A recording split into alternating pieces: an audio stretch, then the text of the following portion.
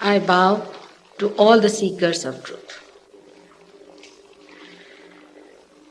We have to understand that God has created us as human beings with a purpose. But in those modern times when we don't even believe in God or in a creator or any such energy that exists, it's very hard to talk of God and to introduce Him to be the one who has made us human beings. But even Darwin said that if man has come so far, he will have to go a little further to understand himself. I would suggest that one has to only understand one point, that whatever we have so far known has been the knowledge of the tree. But we have to have the knowledge of the roots. To get the knowledge of the roots, we have to become subtler than what we are. This awareness, this human awareness, cannot take us that side. For example, you are all listening to me very intensely, but if I say, please take your attention inside, you'll say, how? Mother, it's impossible. How do we take our attention inside? It's only possible when something happens within you, that your attention is drawn inside. Then only you will come to know that you are a beautiful instrument made through ages. All these centers that are shown here represent your evolutionary process, one by one, how you evolved through ages to this stage of evolution. And now, after evolving up to the human stage, what do we have to do? So we come to right conclusions about ourselves, first of all, that we have to become something more. Something has to happen to us.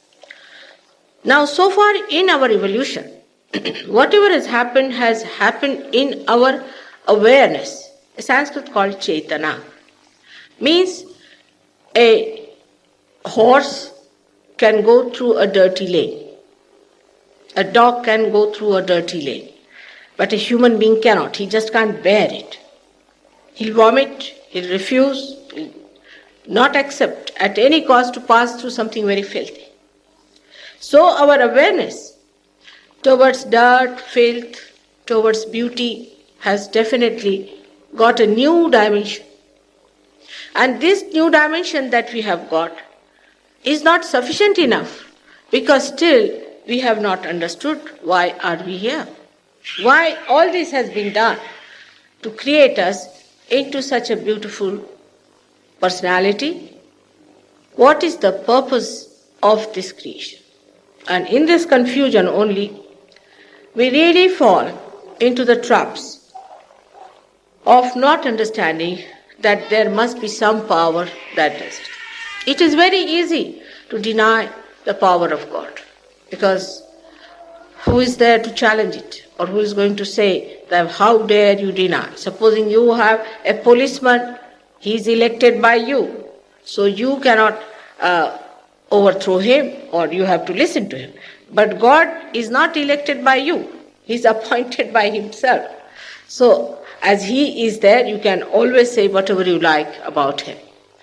But the same thing is to understand that actually human beings don't do any work which is living.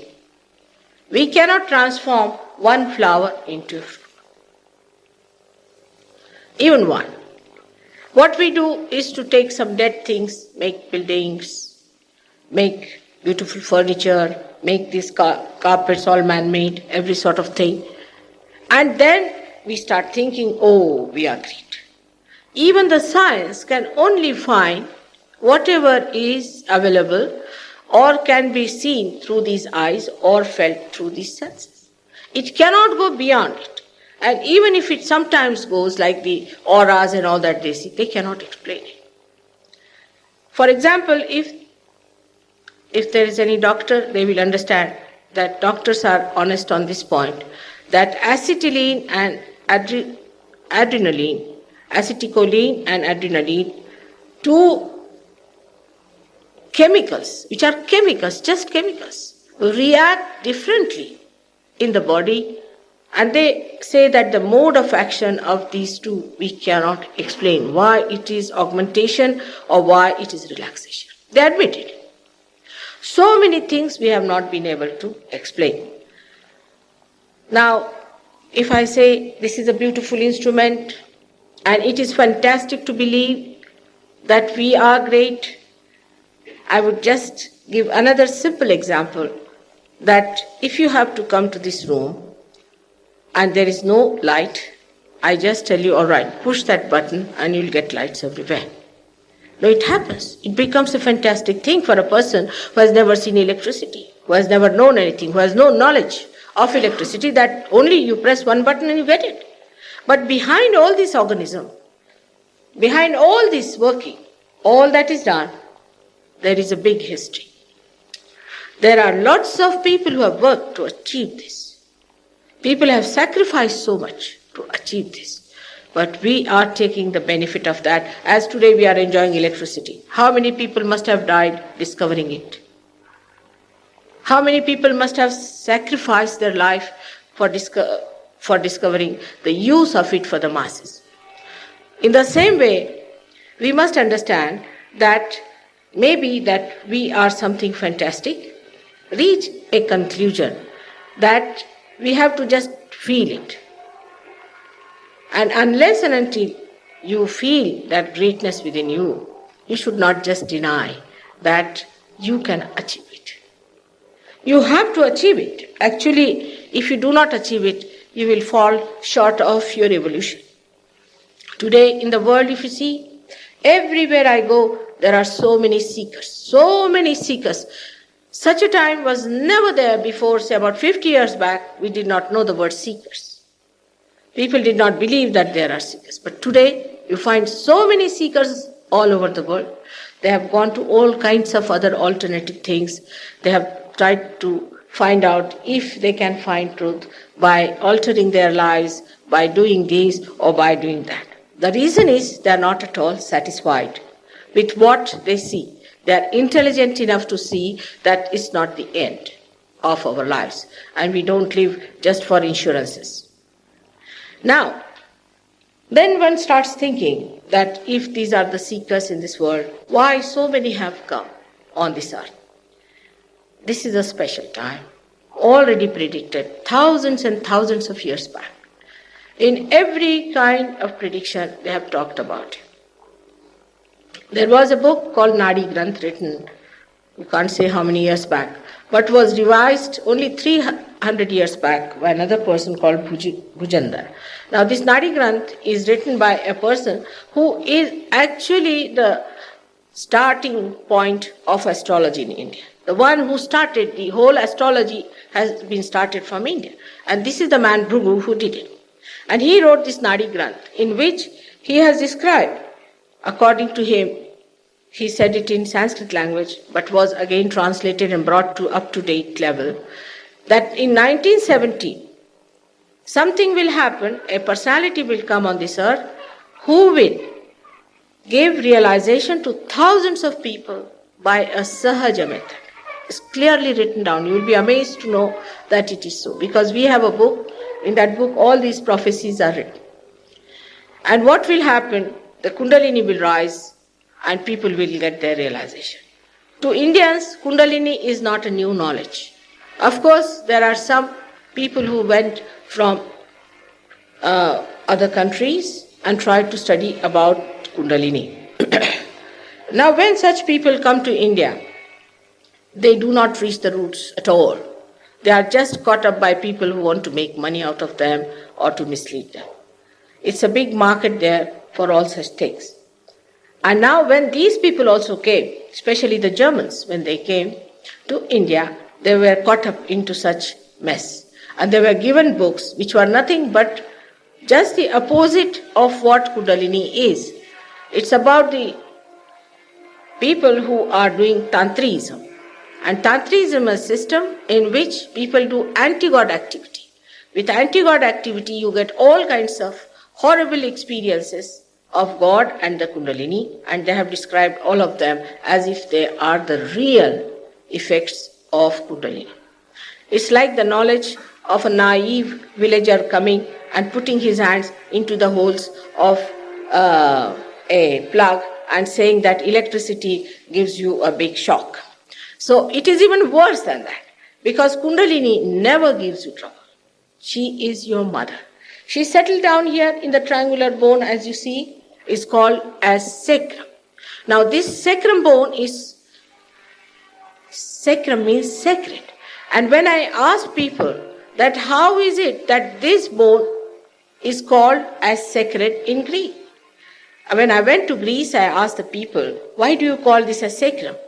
Then they told me that they had a report long time back before Alexander went to India, and there was a report between Indo-Aryan groups, and they told that this bone should be called as sacrum. Now imagine that this bone specially should be called as sacrum and no other bone. So this bone has got this 3.5 coil energy settled down inside there.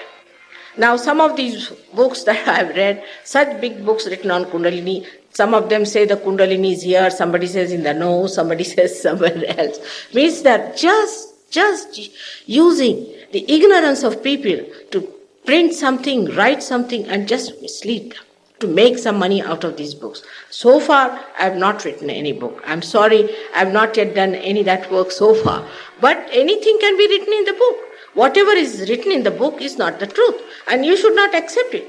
How much does it take to print a book? You people are living in such an advanced country. You know, it hardly takes anything to write a book about anything, especially about God and His work. Because even, you'll be amazed that Hitler used to talk about God, Napoleon used to talk about God, all these horrible people used to talk about God, and sometimes they believed that God was in their favor because they thought they were rather successful. Now, these books or whatever they have told you is not true. This is the truth that the Kundalini lies in your sacred bone called sacrum. You can see the pulsation of the Kundalini at the time when the Kundalini is raised, not in everyone. If you have got a blockage in that another center that is there or the upper chest center, then this Kundalini, because this is the pure desire of becoming one with God. This is the purest desire which you have, and when it is awakened, it makes an effort, a tremendous effort. But I have seen some people have Kundalinis which are just hurt, like a beaten up snake. It just tosses its head on all the sides and tries to get out, but it cannot, because the gentleman or the seeker who has got this Kundalini within himself, his own mother, has hurt her so much that she cannot raise her head. She is very tired and she wants the supply of more energy to rise. So, when people are here, I have to tell you one thing, that it's nice that you have come for realization, you should take it. But you can't demand it. You can't demand it. For today, I've found one gentleman was just shaking before me like this, all the time. So he said, why am I shaking before you? I said, because your nerves are out. You are a nervous person. That's why you are shaking, all your nerves are out. I have to steady them, otherwise the Kundalini won't rise and you won't feel the cool breeze. Because Kundalini is now attending to those nerve centers which are absolutely overdone. They're absolutely fagged out and tired. He is a young man, about 25 years. I am an old woman. But I said, look at my hands are not shaking. Why should your hands shake like an old man of 80 years all the time? You must think about it. Why should they think? Should happen. So this is what it is, that some people get it. Most of them get it, but some cannot get it. Now the attitude should be little different from what you have towards anybody else. Here you have to get something out of me. You have to make use of me. Not that I have to use you for any purpose whatsoever. It should be clear-cut. that you are asking for something. You deserve it, no doubt. It's like you go to the bank, all right? There's a banker sitting there. If you have some money in the bank, you can go and talk to him, but you can't be rude with the banker. You have to say, all right, I have got this money with you, please may I have? Now the grace of God is so gracious that it gives you many-fold much more than what you have really deserved in the bank. I can see that working out so well. So we have to understand that we are made in our own glory. God has made us a fantastic thing. We are a great instrument that has to receive its blessings. And as this instrument is put to the mains, once you put to your mains, you will be surprised how fantastic you are. It's amazing how people are not aware of themselves. It is amazing how people do not know how precious they are to the divine. Human beings are the epitome of this creation. Forget the moon, forget the sun, forget this earth.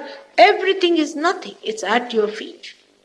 You are the highest that God has created, and the way we fritter away our life for nothing at all, for superficial things, is something very, very surprising. We are not at all aware that how much the nature has worked for us to make us human beings. And once you realize that you are the spirit, realize doesn't mean that you just realize through your mental process. It is a happening with you which takes place. You become that. And once you become that, you'll be amazed that your becoming will prove that you are really the epitome.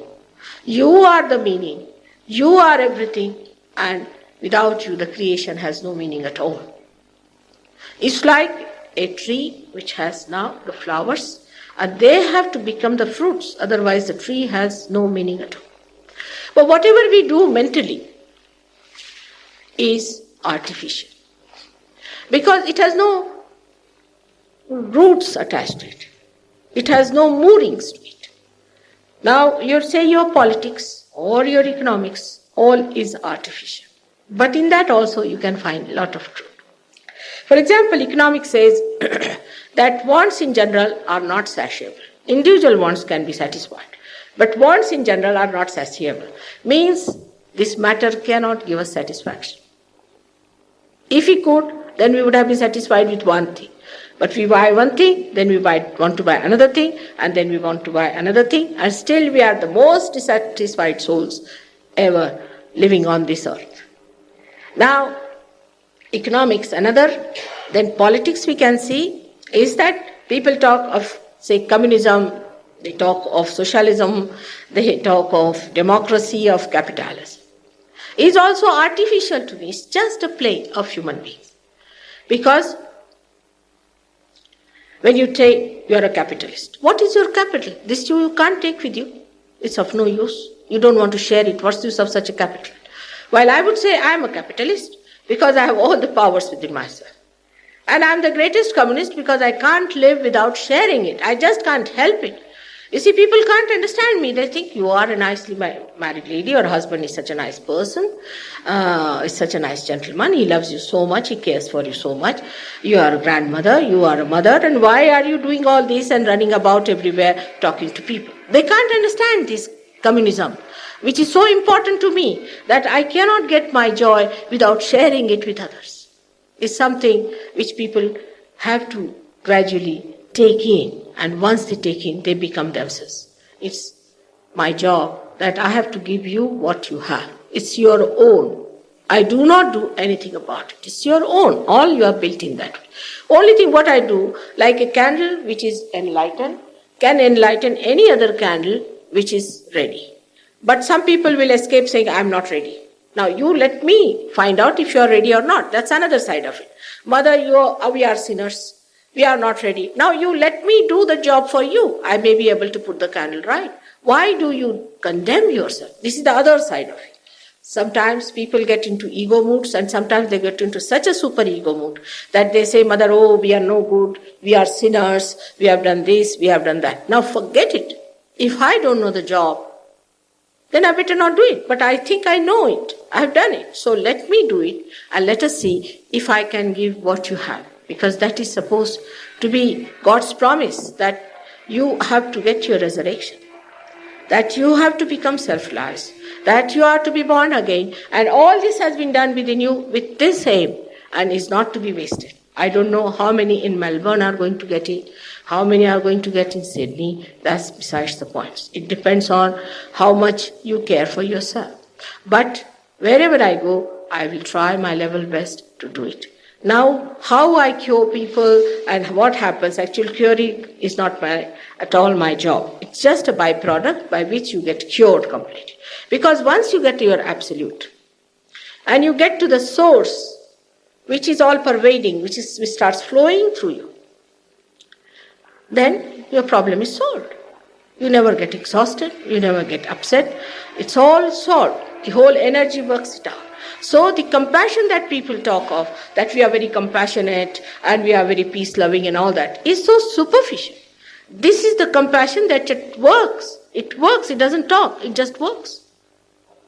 This is the peace that exists, that you feel, is expressed within you. And without a person of that caliber, if he stays with other people who are turbulent, who are volcanic, who are violent, they become peaceful. It works. That's what it is. You must know that whatever people are saying to you, it must work. Like going to other gurus, to other people, you should know that it has not given you any power of your own. Leave alone whatever they have to say about me. I am this, I am that, I am that. Forget it. What I am saying, what are you? You have to receive your own significance. You have to understand your own meaning. And if it works in you, then it's all right. That's what you should ask anyone if you go to and say that, can you give me my own powers, not your powers? You may be very great and you might be doing something. But people are so ridiculously superficial, that a person, if he buys 58 Rolls Royce out of the money of loots that they have out of these people who go to them, we think, oh, he has 58 Rolls Royce. Such a man can impress these English who could not be impressed by anything else if he has a big cavalcade or a big procession or these 58 looted Rolls Royce on the road. Then people say, oh, what a guru he is. He's got 58 Rolls Royce. Yes, you won't believe. And he wanted to have the 59th one. And he went away to America. And he wrote a letter saying that if you give me the 59th, I'll come. The poor boys, you see, they suffered, they ate only potatoes, they starved themselves. There are 50,000 still in UK. Absolutely cabbages, lost people, absolutely lost. You can't talk to them. They shake when you go before them. They can't understand it is all finished there. Nothing, they are all lost people. And if you go and tell them, how can you get a Rolls Royce for a sadhu? He's a sannyasi. He says, how can you give him a Rolls Royce? So they say, we have got the spirit. Means some spirit has possessed them, you see. We have got the spirit and we have to give just metal. What is in Rolls Royce is metal. But why don't they think, why does the guru thinks that this metal is precious? You see, we don't use our brains at all when you go to gurus. Surprisingly, if he says, I will make you fly, all right, at least you should ask the guru to fly. Why not make him fly and see if he can fly or not? At least minimum of minimum that you should do, isn't it? But that also we never do. We just accept it. Because he has a big organization and he has a big publicity, because you can pass through 7 rooms to reach him, and all that he creates a feeling, and then you think, oh, it's great to fly. And if somebody says that, go and ask that guru to fly, people don't like it. They don't want to hear anything about it. And then you pay thousands and thousands of pounds to them.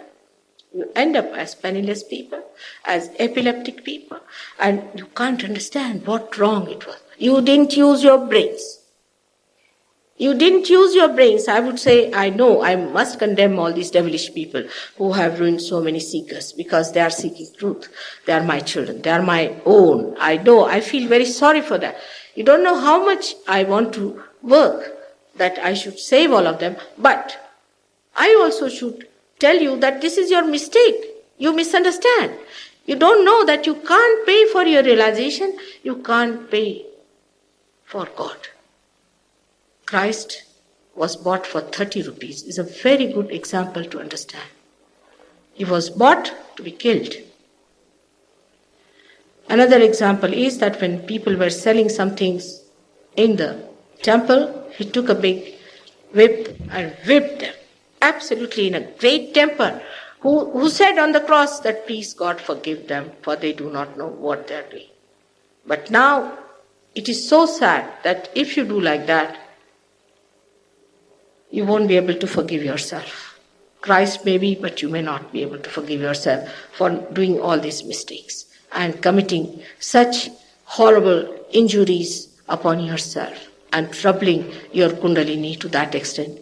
This self-realization you have been seeking for ages, many lives. You have been seekers for many lives, and the time has come.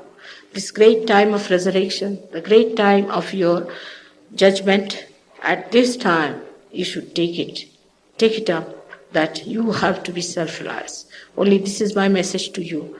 I hope you will understand it. May God bless. I would like you to ask me some questions because today is the first day. But ask relevant question. Some people, you see, just ask questions just to show off. Then I would say they should take another hall to give a lecture there. But normally, yes, some people start giving another lecture to me, you see, and instead of my lecture, I have to listen to their lecture, which has no relevance to it, you see. So I would request you not to waste others' time, be civil to them, and ask questions which are relevant to the subject. Thank you very much.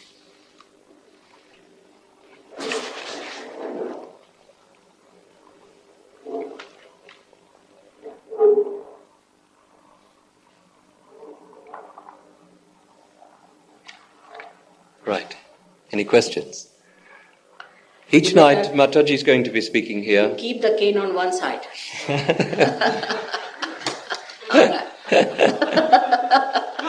Each night, Mataji is going to be speaking here. She'll be talking tomorrow night about the centres that lie up to the heart, and the next night, the centres that lie to the Sahasrara, in particular the chakra of the Sahasrara. So, any particular questions about the individual centres within us, she'll be explaining on a day-by-day basis. So any questions thus far? I'd like to know if having a vertebrae in the spine out of place interferes with the rising of the Kundalini. Does having a vertebrae out of place in the spine interfere with the rising of Kundalini? It does, to some extent, it does. Definitely it does, but we can put it right. The vertebrae can be put right and the Kundalini can be brought in. It does. So many things do happen. If you are a person overread, if you have read too many books and the books are in your head, I have to empty that also. I actually do this work as a profession, and I find that if the subtle centre is fixed, the spinal problems just disappear. I used to have 3 and 4 adjustments a week to correct my spine, and now I have none at all. So first fix the subtle within us, and then the gross part, the spinal misalignments and so on, will just get better.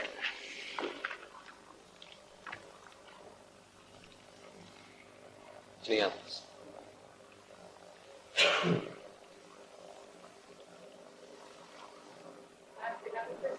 Yes.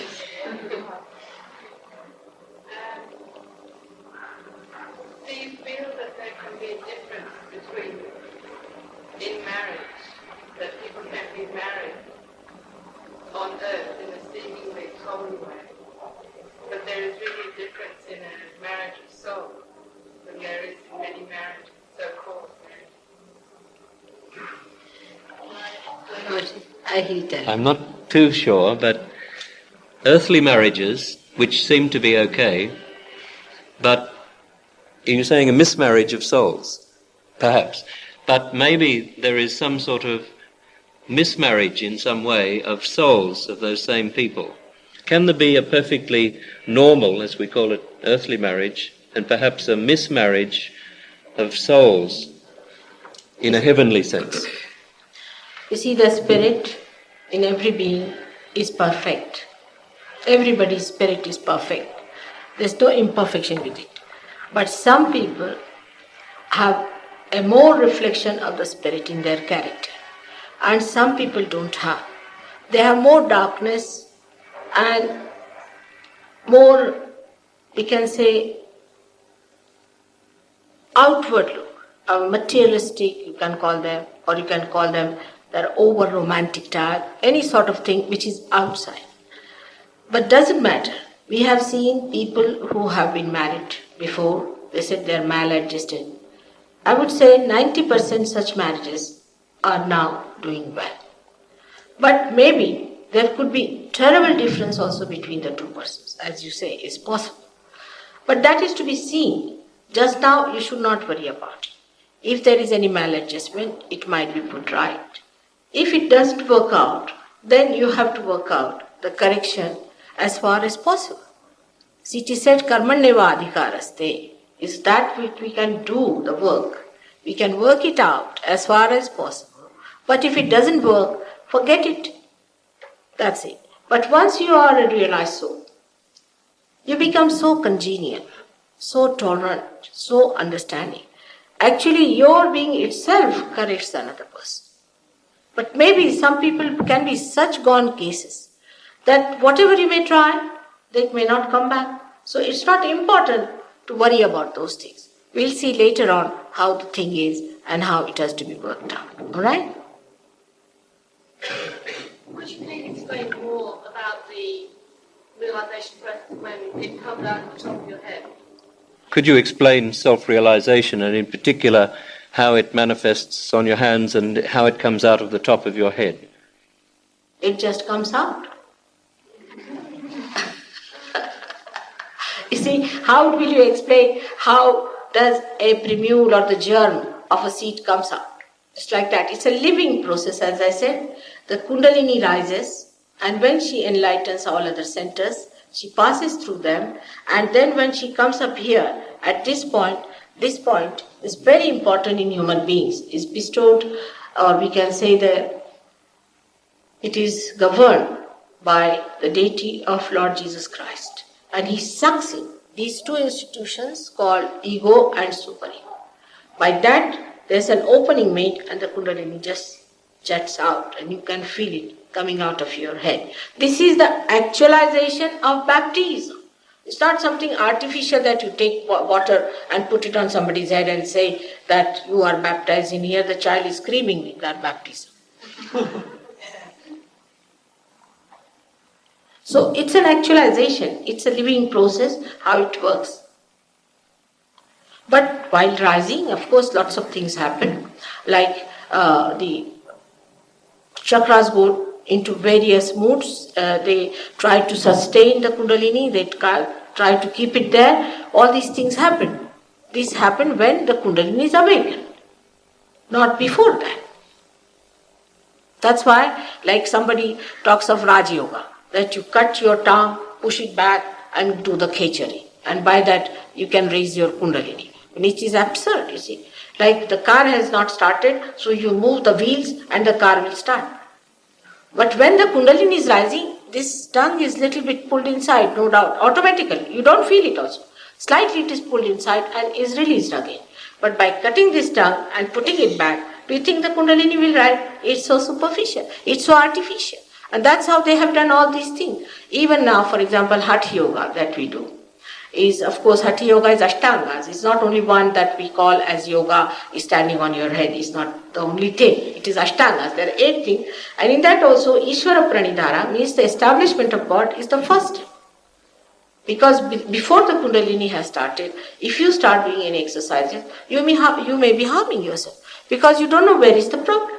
Supposing you have a problem in the stomach and you are doing the exercises of the nose, what's the use? You'll spoil the nose as well as the stomach is already bad. So it's very indiscriminate. It's very scientific. The mantras are the same thing.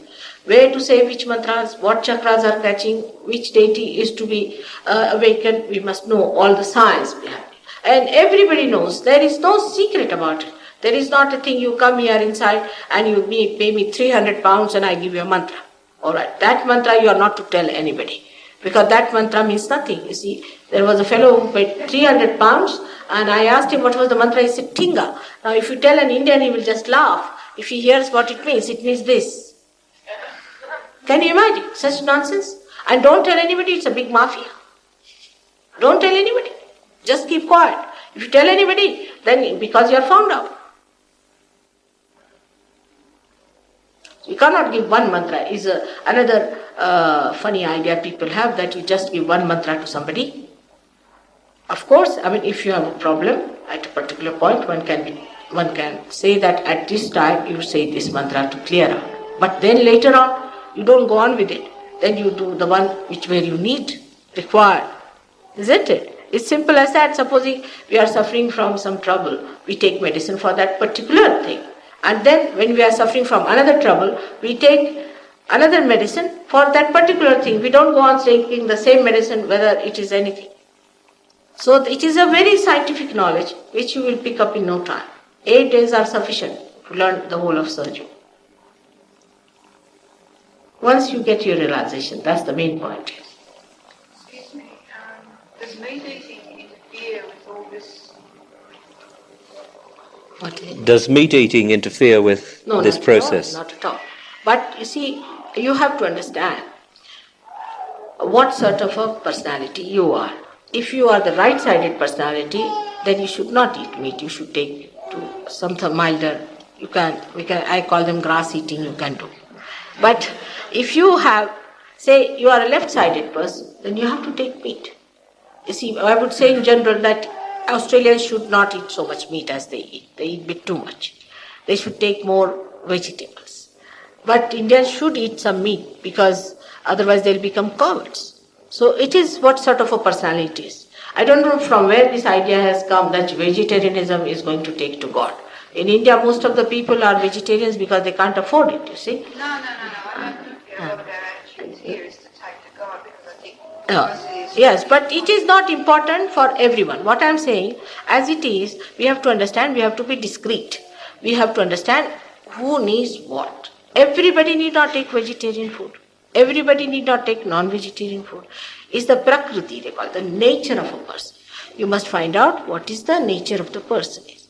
If supposing he is suffering from high blood pressure, another things like that, he has to take to food which will control his, which will give him another side, means he should stop eating meats and things like that. All right, so he balances himself, to balance himself. The whole food theory is to be understood through the understanding of your being, first of all, what sort of a being you are, and what is lacking in you is to be supplemented. So we just can't say that now so many people now, in doctors, if you go to them, they'll say, cut down your sugar, general. But it's absurd. Sugar is very important for liver. If you don't take sugar, I don't know what will happen to you. You'll become like sticks, absolutely like sticks. If those people who are right-sided, if they don't take sugar at all, I don't know what's going to happen to them. They'll be very irritable, hot-tempered, absolutely stick-like people. They'll hit you like a stick, So that's something, a general statement like that is very dangerous. Just not to have. But what is the science behind it? Carbohydrates are very important for the body, especially if you are thinking too much, if you are a futuristic person, if you are right-sided. It's absolutely essential that you must have sufficient carbohydrates. We have treated so many liver patients with sugar. So this kind of a general statement, even, sorry for that. I must say the doctors should not feel hurt, but it's a very general statement doctors also make. No doubt about it. Without going into it to find it. It's very easy to say, now, you all should stop sugars. Why? Our forefathers ate sugars, they were healthier people than us, I tell you. All of us are sick now. This way or that brother. If physically we are all right, mentally we are out. If we are mentally out, then we think that physically we are all right. So we have a satisfaction, but I think both are just the same. So we have to be discreet in anything that we do. It cannot be a fad, it cannot be an ism, it cannot be a hard and fast diet. It's all made for you. God has made everything for you. You must understand what we should eat, what will suit us. That is to be found out on a person, what sort of a personality he is. In our Sahaja Yoga, many people take to vegetables and many people have to take to meat eating, and by that they have improved their health very much. He is one who was suffering from high blood pressure, God knows how many things. He just dropped it like that, and he keeps low on meats, I think. Do you find that today many people are more sicker, not sicker sick in the health than 50 years ago? Do you find that more people today are sicker in general than they were 50 years ago? No doubt. Because the time has come to see. This is the time you are born for this. Many children are born realized this. So many children. Now we have in our ashram about 9 children, very beautiful ones, all born realized. Absolutely there. You can talk to them better than you can talk to even a very well-educated person.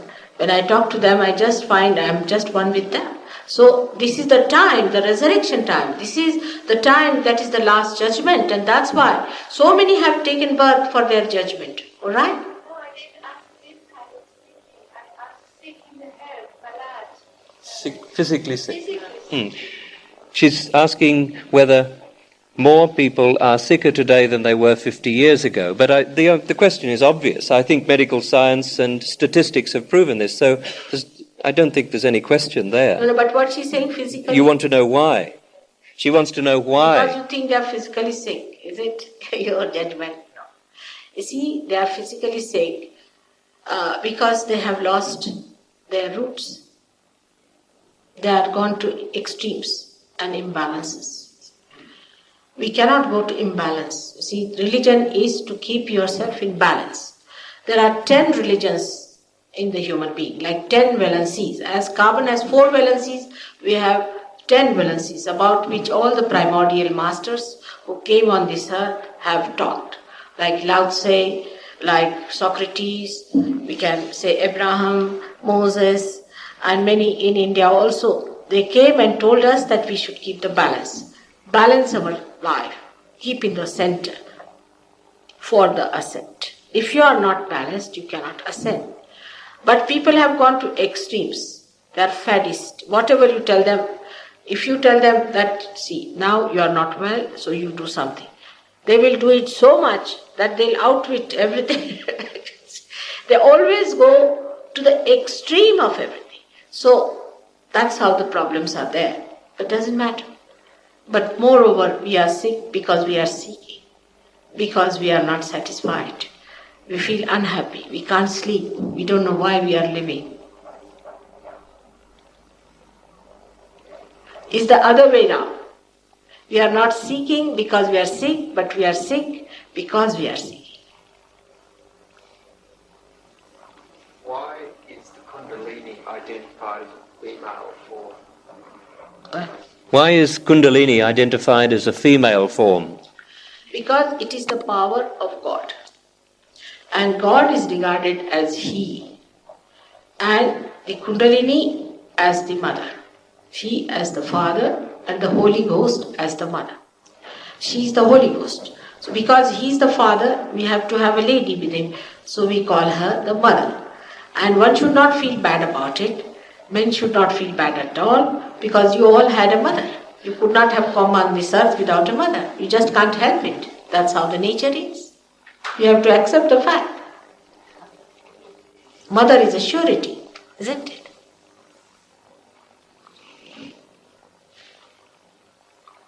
Yes. Just first here and then you. Does Mother have a guru? At what point did she gain self-realization? Do you have a guru, and at what stage did you receive self-realization? I neither have a guru nor I want you to have a guru. You better become your own gurus. Secondly, I've been born like that. I never got any realization or anything. I just got realization, I should say human realization, when I understood what was the problem with human beings.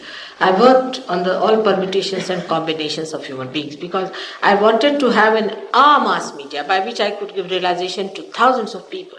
Because any discovery which is made and is not brought to that level, it is absolutely detrimental to the growth. For example, you see, Jesus was crucified. Why? Because he was alone. Only for his mother, nobody knew what he was. At that time, he could not achieve this because you all were not there at that time.